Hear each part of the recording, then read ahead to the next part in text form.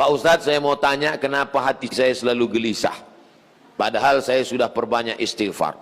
Tolong masukannya. Semoga Pak Ustadz selalu dilindungi Allah Subhanahu wa ta'ala. Di mana letak gelisah itu? Di dada sebelah kiri. Nama tempatnya jantung. Tapi ada yang bilang hati Pak Ustadz. Kombinasikan aja dua. Jantung hatiku. Berdegup dan berdetak di sebelah kiri. Coba rasakan. Bagi yang tak merasakan, lapor ke panitia. Kain kapan sudah siap. Makanya kadang kita bangun tidur nggak ada angin, nggak ada hujan, risau, suntuk di dalam. Tapi begitu kita ambil wudhu, sholat, terasa dia seperti kopi yang habis diaduk, tiba-tiba bening. Ala bidzikrillahi tatmainnul qulub. Dengan banyak berzikir mengingat Allah, maka hati akan menjadi tenang. Ya muqallibal qulub, wahai engkau yang membolak-balikkan hati, tsabbit qalbi, kokohkan hatiku, ala dinik wa ala ta'atik. Apakah materi bisa menenangkan hati? Tidak. Materi hanya bisa menenangkan materi. Materi lambung. Lambung hanya bisa ditenangkan dengan materi. Apa dia? Nasi uduk, ayam penyet, ayam pop, ayam mati. Tapi non materi hanya bisa ditenangkan dengan agama. Makanya orang-orang ateis yang tidak beragama, hidupnya sempit. Kata Allah, ka'annama yas'adu fis sama, seperti terbang. Kita kalau naik pesawat, terbang, take off, itu dada terasa sempit.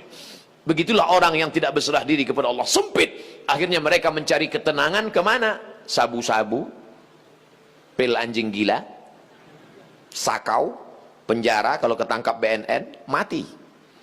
Angka bunuh diri terbesar di dunia bukan di Republik Indonesia, bukan di Asia, tapi justru di Eropa dan Amerika, karena mereka meninggalkan agama. Stres, depresi, mobil mewah tapi nggak bisa tidur malam, jam 2 malam stres, depresi.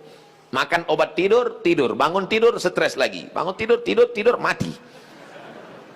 Sementara kita tenang. Begitu datang ke masjid, duduk, ngelihat muka ustadz, tertidur. Panitia penutup, bangun. Fabi ayyi ala'i rabbikuma tukadziban. Nikmat tidur apalagi yang kau dustakan. Orang barat setengah mati makan pil tidur supaya bisa tidur. Nama penyakitnya insomnia. Orang kita baru ngelihat. Berikut ini mari kita dengarkan tausiah. Demikianlah tausiah ini saya sampaikan. Kurang apa lagi? Maka kalau ada teman di sebelah tidur, biarkan. Dia sedang mensyukuri nikmat Allah Subhanahu wa ta'ala. Jadi Pak Ustadz jawabannya, perbanyak zikir. Siapa yang bersolawat 1 kali 1 hari 1000 kali, maka sebelum mati dia melihat tempatnya dalam surga. Siapa yang meriwayatkan itu? Ditulis oleh Syekh Ali Jum'ah, mufti Mesir. Diriwayatkannya dari beberapa riwayat kitab-kitab sahih.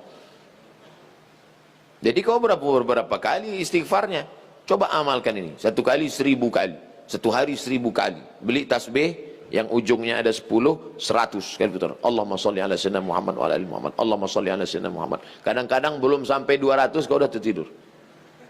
Bangun lagi, sambung lagi. Allahumma sholli ala sayyidina. Malu bawa tasbih, pakai tasbih digital yang pencet itu. Allahumma sholli ala sayyidina. Allahumma sholli ala sayyidina. Tapi pelan-pelan. Kadang ada yang pakai tasbih itu. Macam makan bakwan kepanasan. Bagaimana hukumnya mengambil uang suami tanpa persetujuan suami untuk ditabungkan demi kepentingan rumah tangga? Ini namanya gerakan ibu-ibu kreatif. Ketika Nabi Muhammad SAW sedang duduk di atas bukit Sofa pada tahun 8 Hijrah, rekonsiliasi kota Makkah, Nabi pulang ke kota Makkah. Maka ketika Nabi sedang duduk, datang seorang perempuan. Nama perempuan itu Hindun. Dia tutup wajahnya karena dia malu kepada Nabi. Hindunlah dulu yang mengunyah jantung Hamzah karena dendam kesuma. Lalu Hindun berkata, suamiku inna Aba Sufyan rajulun syahih. Wahai Rasulullah, suamiku itu Abu Sufyan orangnya pelit, medit,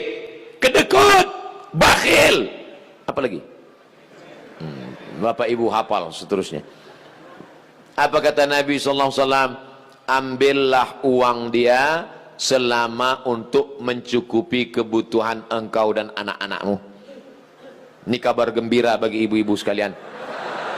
Tapi ingat, mencukupi.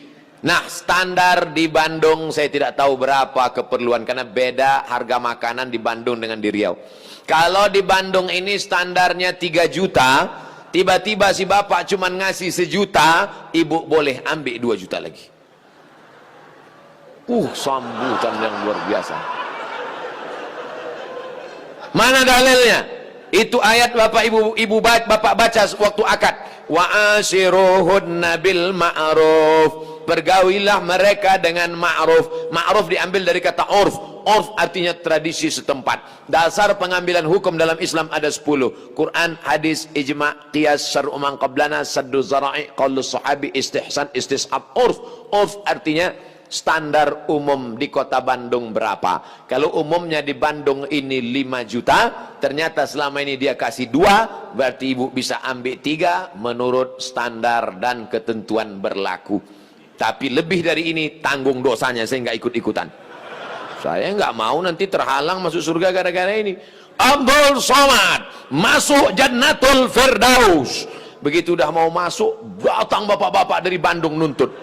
Wah, saya nggak mau gara-gara ini. Di lingkungan tempat tinggal ada anak yatim. Kita insya Allah bersedekah. Tapi di saat ada keluarga yang sangat butuh bantuan, gimana Pak Ustadz?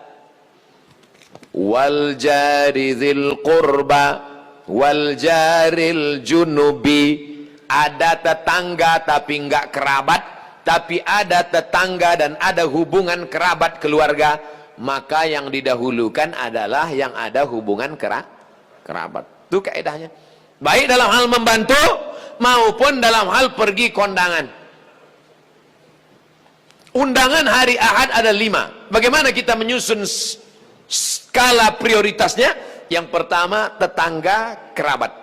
Habis itu tetangga tidak kerabat. Habis itu teman sekantor. Ring 1, ring 2 gitu.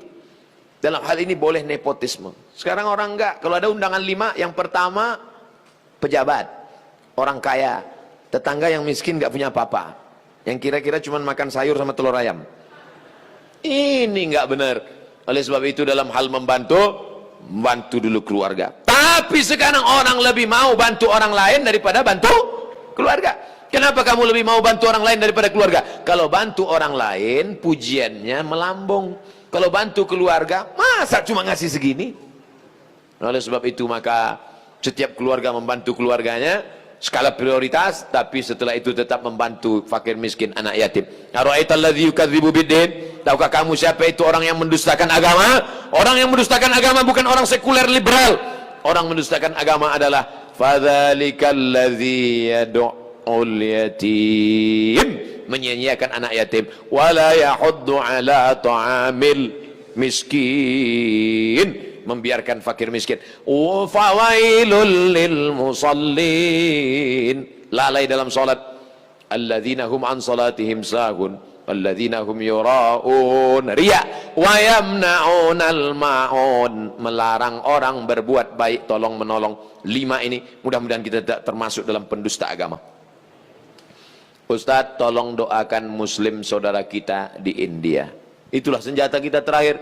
Kalau ada lembaga-lembaga yang terpercaya memberikan dana, maka kirimkan dana untuk membantu rumah mereka yang yang terbakar, saudara mereka yang terkapar, rumah mereka yang hancur, sumur bor, sekolah anak-anak pengungsi. Dulu Suriah, Palestina, Bosnia Herzegovina, Uighur, Rohingya. Coba perhatikan. Palestina, Bosnia Herzegovina dibantai oleh Slobodan Milosevic, Ali Izzet Begovic, ambis presidennya, matang Uighur, datang Rohingya, sekarang India. Walaupun berbeda-beda tempat, tapi substansi maknanya sama. Mengapa mereka disiksa? Pertama, karena mereka lahir dalam keadaan la ilaha illallah Muhammadur Rasulullah. Yang kedua, karena mereka minoritas. Di mana-mana kalau kita minoritas, habis kita dibantai. Tapi kalau kita mayoritas, maka kita selalu menjaga kedamaian, keselamatan. Karena kita adalah agama Islam. Islam berasal dari kata salam. Salam artinya damai. Maka insya Allah, kalau kita menjadi mayoritas, maka saudara-saudara kita yang minoritas akan terjaga dalam kedamaian. Insya Allah. Amin. Ya Rabbal Alamin. Ala hazihi niyah, untuk niat yang baik. Al-Fatihah. A'udzubillahi minasyaitonir rajim. Bismillahirrahmanirrahim. Alhamdulillahi rabbil alamin. Arrahmanir rahim. Maliki yaumiddin. Iyyaka na'budu wa iyyaka nasta'in. Ihdinas siratal mustaqim. Siratal ladzina an'amta 'alaihim ghairil maghdubi 'alaihim waladdallin. Amin. Allahumma ansur ikhwanana al-mustad'afina fi Palestin. Tolong saudara kami sedang teraniaya di Palestina, di Rohingya, di Uighur, yang terakhir di India. Ya Allah, qawi imanahum, kuatkan iman mereka, sahih ajsadahum, sehatkan badan mereka, waj'alhum minal mujahidina fi sabilik, jadikan mereka orang-orang mujahid di jalanmu ya Allah. Waj'alhum minas syuhada al-maqbulin, jadikan mereka orang-orang yang mati syahid, diterima amalnya ya Allah. Allahumma dafa'an al-ghala wal waba wal fahsya wal riba wal zina wal munkar. Selamatkan negeri kami dari segala malapetaka, bencana, riba, zina, narkoba, perbuatan keji dan munkar.